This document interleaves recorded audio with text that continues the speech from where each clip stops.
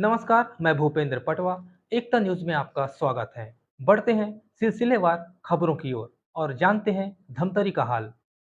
धमतरी में एक परिवार से शिक्षा का हक छीनने का मामला सामने आया है।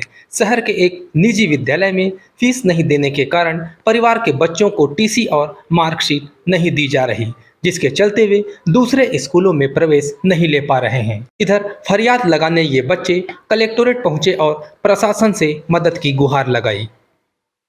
बच्चों ने बताया कि वर्ष 2020 में Mennonite English senior secondary school में तीनों वार्षिक परीक्षा दिलाए। फीस नहीं पटाने पर उन्हें मार्कशीट और शाला स्थानांतरण प्रमाण पत्र नहीं दिया जा रहा।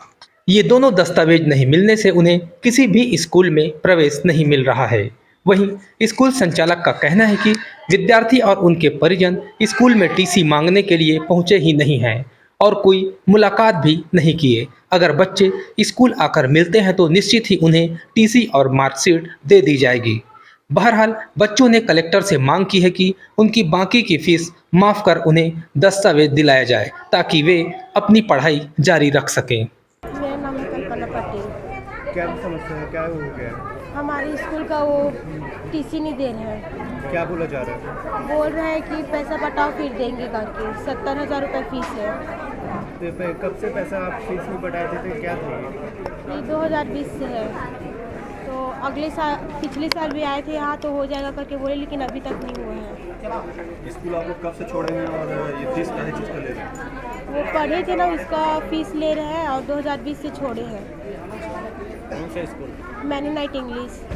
अभी हम लोग क्या चाहते हैं? हम लोग का वो टीसी मिल जाए और हम तीनों भाई बहन पढ़ सकें। पढ़ाई क्यों छोड़े?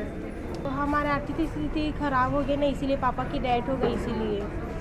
और अभी मम्मी को भी ऑपरेशन करवाए हैं। तो प्रिंसिपल के द्वारा वहाँ क्या बोला जा रहा है? अभी मम्मी बीच में गई थी तो उसको बोल के भगा दिए कि औकात नहीं था तो क्यों पढ़ा इतने बड़े स्कूल में, ऐसे ऐसा करके कलेक्टर को बुला लो, प्रधानमंत्री को बुला लो, फिर भी नहीं होगा, पैसा नहीं पटाओगी तब तक ऐसे बोली। आप लोग तीनों का टीसी है? हाँ। मेरा नाम संतोषी पटेल है। मैं मेनोनाइट स्कूल से पढ़ती हूँ, पढ़ाई करती थी। 2020 में पढ़ाई करते थे, हमारे पापा का डेथ हो गया ना, तो हम लोग ना अभी नहीं पढ़ पा रहे हैं। तो मैम से अभी मांगने के लिए गए थे, सैटरडे को मांगने के लिए गए थे, लेकिन वो बोले कि ना नहीं, ये भगा दिए ऐसे करके, नहीं बोले। क्या बोले गए प्रिंसिपल के द्वारा बोला जा रहा है कि ना औकात नहीं है तो क्यों पढ़ा रहे हो बच्चे लोग को। मम्मी गई थी अभी बीच में, तो वैसे ही बोले औकात नहीं है तो क्यों पढ़ाया जा रहा है स्कूल में। क्लास में पढ़े थे? मैं उस टाइम ना मैं 10th में थी और मैं क्लास 9th में। छोटा भाई अभी क्लास 4 में था, लेकिन तीनों का छूट गया, तो कम से कम भाई पढ़ ले, तो उसी कारण वो कर रहा। तो अभी कहीं एडमिशन नहीं लिया? कोई किसी की जगह नहीं ले रहे ना, क्योंकि बोल रहे कि टीसी लाओ या फिर मार्कशीट लाओ, इसी कारण नहीं हो पा रहा।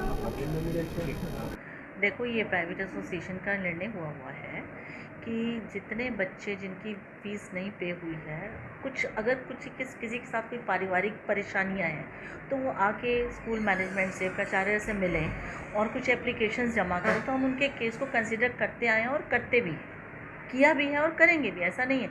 लेकिन ये स्वयं पोषित संस्था है और जो पालक फ़ीस पे कर सकते हैं, हमारा उनसे अनुरोध है कि वो समय पर आकर फ़ीस पटाएं। और पुराना ये जो इनका केस है, इनका ज़रूर पुराना केस है, इनके साथ अगर पारिवारिक समस्या हुई है तो ये हमारे पास तो आए, पहले आके बाहर ऑफिस से चले जाएंगे, तो हमें थोड़ी पता है। मुझसे बात नहीं हुई है उनकी। आया था लेकिन हमको भगा दिया गया। बाहर से चले गए, अब कौन भगाया कौन नहीं, वो वाली बात नहीं है।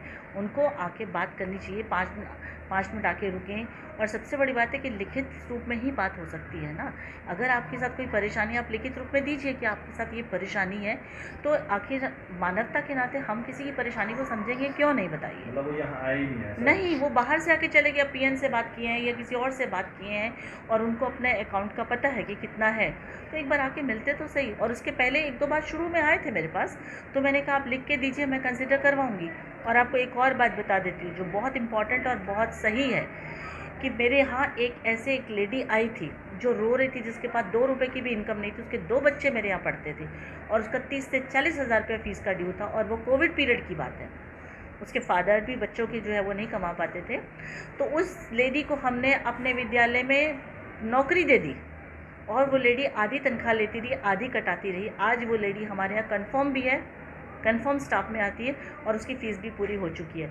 इनको भी हमने कहा कि हम आपको सहायता करने को तैयार हैं। इस मेरे को याद है कि एक बार बोला गया था कि आपको अगर कुछ ऐसी ज़रूरत है तो आप देखिए, आप कुछ काम भी कर सकते हैं, लेकिन उन्होंने ऐसा शायद नहीं सोचा होगा, तो कोई बात नहीं, लेकिन वो हमारे पास आएंगे तभी हम कुछ कर पाएंगे ना। अब हम गेट पे वहाँ तो नहीं जाएंगे ना उनके पास। बच्चे लोग आए थे तो उन लोग 2020 में पास आउट हैं और 2020 में मतलब उस संस्था में पढ़ रहे थे। उसके बाद अभी 2 साल 3 साल के बाद यहाँ पे आए थे कि हमको टीसी नहीं मिल रहा है, तो उसके प्रबंधन से बात किया जाएगा। उन लोगों का करीब 70,000 रुपये का फीस बकाया है। प्रबंधन से चर्चा करके फिर उसमें जो भी निर्णय होगा वो करेंगे। सर, प्रबंधन द्वारा अपशब्द भी प्रयोग किया गया बच्चों के साथ, बोला जा रहा है। उसका जांच करवाएंगे। एकता न्यूज़ में आज बस इतना ही। अगले बुलेटिन में फिर मिलेंगे, तब तक के लिए नमस्कार।